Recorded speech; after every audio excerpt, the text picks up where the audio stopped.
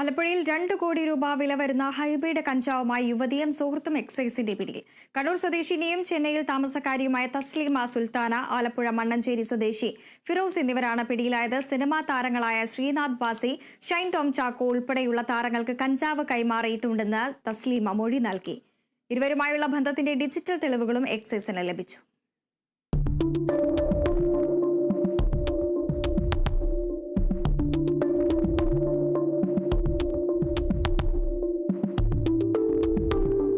കെണിയൊരുക്കി 3 മാസം കാത്തിരുന്നാണ് ലഹരിക്കടത്ത് സംഘത്തിന്റെ മുഖ്യ കണ്ണിയായ തസ്ലീമ സുൽത്താനയെ എക്സൈസ് സംഘം ആലപ്പുഴയിൽ എത്തിച്ചത്.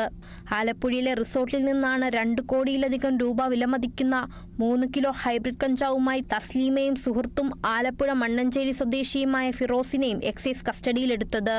ബംഗളൂരുവിൽ നിന്ന് കഞ്ചാവ് എത്തിച്ചതെന്നാണ് പ്രതികൾ പോലീസിന് നൽകിയ മൊഴി.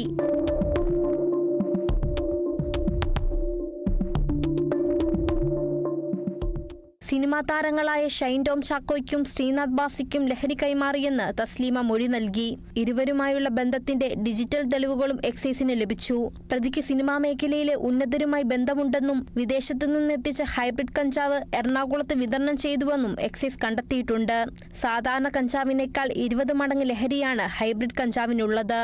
ആലപ്പുഴ നർക്കോട്ടിക് CI മഹേഷിന്റെ നേതൃത്വത്തിലുള്ള സംഘമാണ് ഇരുവരെയും പിടികൂടിയത്. തായ്ലൻഡ്, മലേഷ്യ എന്നീ രാജ്യങ്ങളാണ് ഇത് കൂടുതലും കൃഷി ചെയ്യുന്നത്, അല്ലെങ്കിൽ മെഡിസിനൽ പർപ്പസിന് വേണ്ടിയാണ് ഉപയോഗിക്കുന്നത്.